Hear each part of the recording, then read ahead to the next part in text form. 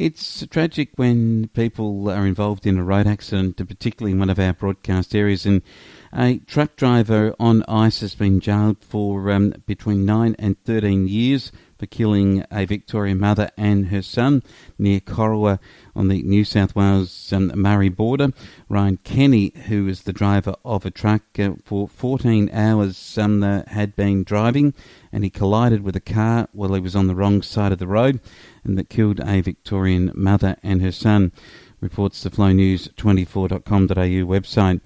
Kenny hadn't slept for more than 19 hours. He was on the drug ice at the time.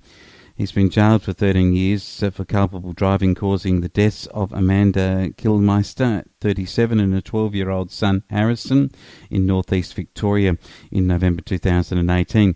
Kenny must serve 8 years and 9 months before becoming eligible for parole. Mrs. Kilmeister's passenger and husband, Paul, survived the crash but was left with an acquired brain injury, which is likely to be permanent. The couple's 8-month-old son was in hospital for 6 weeks, while their 2-year-old boy suffered minor injuries. And the County Court Judge Caroline Gwynn on Wednesday said Mrs. Kilmeister would have had little, if any, chance to avoid the collision at Brimmen, which is near Corowa, on that night. Afterwards, Kenny stashed drug paraphernalia in a beanie about 140 metres away from the accident scene.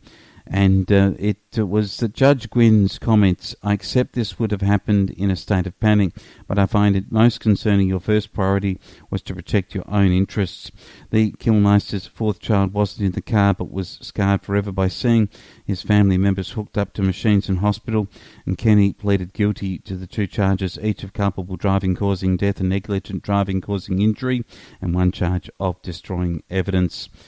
It's a terrible thing, and drugs are a terrible thing, and there's no excuse for anyone to drive under the influence of drugs or alcohol. The messages are put on the radio and television and on signboards and just about everywhere on social media. You see it, yet people still choose to take drugs and then take a vehicle like a truck, which becomes a killing machine in real terms, particularly if you are under the influence of a alcoholic substance or a drug substance. And at this point, all one can say is the thoughts go out to the family, prayers with everyone, and hopefully Mr. Kenny will have learnt through this experience, and that he'll find some solace and peace and some forgiveness too through the whole process. But the Kilmeisters, it's a terrible, terrible thing.